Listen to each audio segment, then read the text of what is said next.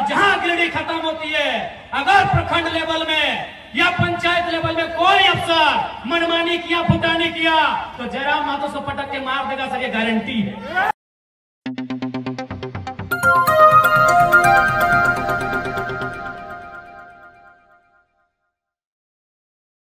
सोनू को भी चुनौती देता हूं, सुन रहे हैं, गिरिडीह का झंडा मैदान आपके बाप का है।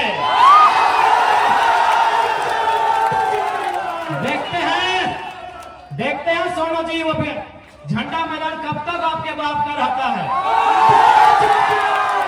बड़ा दुर्भाग्य, एक लोकतांत्रिक देश में हम लोग 2 साल से झंडा मैदान में सभा करने की बात कर रहे हैं। पता नहीं जिला प्रशासन भी मौन क्यों हो जाती है, जिला प्रशासन भी अंतिम समय निर्णय क्यों बदल देती है। तो ठीक है सोनू जी, अभी समय आपका है, लेकिन याद रखिएगा कि आप जो घमंड कर रहे हैं अपनी पद का और मुख्यमंत्री से आपके परिचय का, ये ज्यादा दिन नहीं टिकेगा।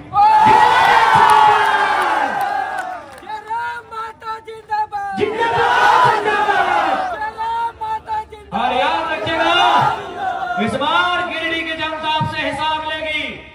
गिरिडीह की जनता आपसे इस बात का हिसाब लेगी कि आपने जितना जीएम लैंड में कब्जा किया है, आपने जितना कंपनी और फैक्ट्री से दलाली लेने का काम किया है, उसका पाई पाई हिसाब गिरिडीह की जनता लेगी। माननीय सुदीप कुमार सोनू जी, इस बात को याद रखिएगा।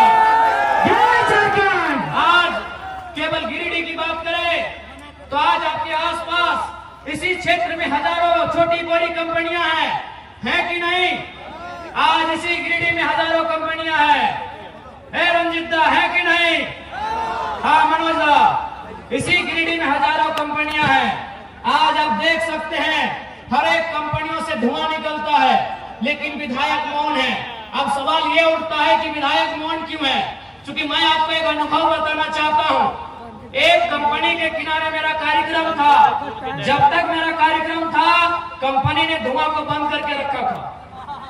यानी केवल मेरे कार्यक्रम से अगर धुआं बंद हो सकता है तो विधायक चाहेंगे तो क्या क्या बंद हो सकता है, आप सोच के देखिए।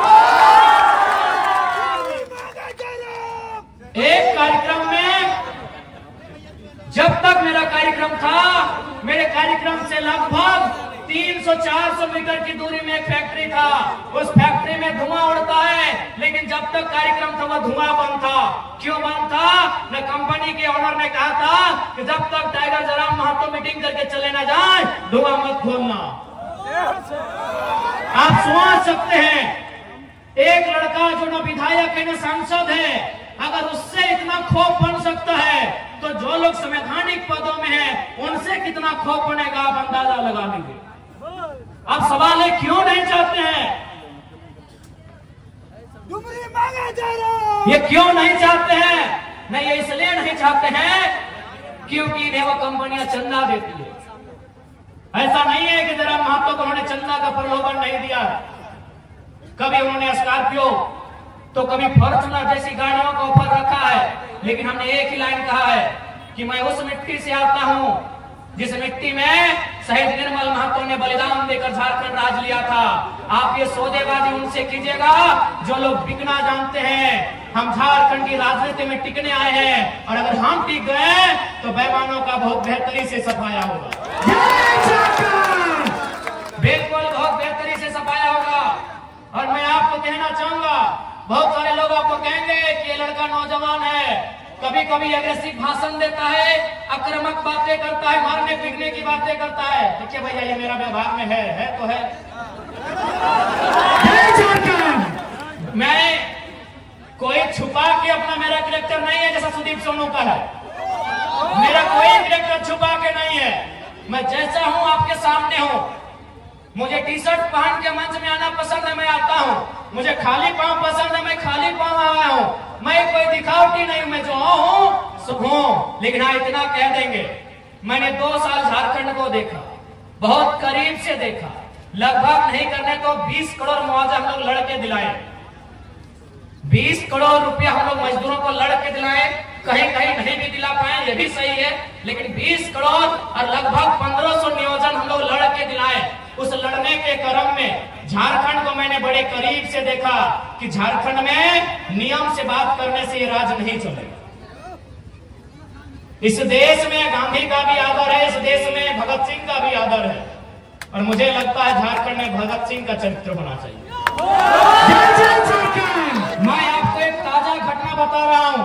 आपने मेरा वीडियो देखा होगा बागमारा में, शायद पहली दृष्टि में आपको भी बुरा लगा होगा कि लड़का क्या बोल रहा है, बदला लेंगे, खून बहेगा, लहू बहेगा। आपके परिवार को हम देख लिए हैं, आपको भी लगेगा चूंकि वो 30-40 सेकंड का वीडियो है, लेकिन असली सच्चाई क्या है अगर आप सुनिएगा तो आपके पांव के नीचे से जमीन खिसक जाएगा। दरअसल बागमारा के उस कोलियरी में 133 मजदूर काम करते हैं। अच्छा एक बात बताइए, अगर कोई कहीं काम करता है तो उसके काम का कोई प्रमाण होता है कि नहीं? चूंकि वो कोलियरी में काम करते हैं यानी बीसीसीएल के अधीन काम करते हैं, लेकिन चूंकि बीसीसीएल ने टेंडर दे दिया है तो टेंडर दे दिया है तो टेंडर वाली कंपनी का जिम्मा होना चाहिए। लेकिन उस मीटिंग में आप सुन रहे होंगे टेंडर वाली कंपनी भी बोल रही है कि वर्कर मेरे नहीं है, बीसीसीएल भी बोल रही है ये वर्कर मेरे नहीं है, जबकि उनको पेमेंट भी मिल रहा है, 5600 मिल रहा है, किसी को 6200 मिल रहा है, किसी को 8000 मिल रहा है। तो मैंने वही सवाल किया कि भाई इनको 8000 पेमेंट दे कौन रहा है, इनको 8000 पेमेंट दे कौन रहा है? ये बीसीसीएल के वर्कर नहीं है, ये आउटसोर्सिंग कंपनी के वर्कर नहीं है, तो इनको पेमेंट दे कौन रहा है? बस वहीं कोई तीसरा आदमी छुप के बैठा है जो विधायक या सांसद है। उनका पेमेंट बनता है 32,000, उनको मिल कितना रहा है? 6,000। बताइए किसका खून नहीं खोलेगा? किसका खून? अगर आप में जरा भी इंसानियत है और आप में जरा भी अन्याय के खिलाफ लड़ने की क्षमता है तो आपका खून खोलेगा ही खोलेगा। पेमेंट कितना बनता है? 32,000। कितना मिल रहा है? 6,000। किसका खून नहीं खुलेगा? अरे वो तो मीडिया चल रहा था, कैमरा था, हमको भी मालूम था कि मीडिया लोग वीडियो ले रहे हैं, नहीं तो बोतल कसम से हम टेबल में पटकने के लिए नहीं उठाए। अगर वो लाइव नहीं चलता ना तो एक पदाधिकारी का कपार में पटकना। अब आपको अगर मेरा ये कैरेक्टर नहीं पसंद है वोट मत दीजिएगा, झूठ बोल के वोट नहीं लेना।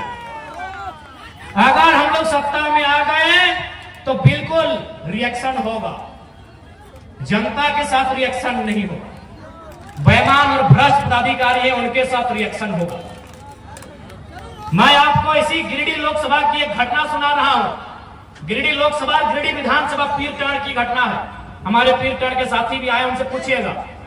एक दिन उस ब्लॉक परिसर में 2 ऑफिसर चाय पी रहे थे। बातों बातों में चर्चा शुरू हुआ। एक ऑफिसर ने कहा कि सर जयराम महतो का बहुत हवा है, लाखों लोग उसे सुनने के लिए आते हैं, लग रहा है वो गिरिडीह लोकसभा जीत रहा है।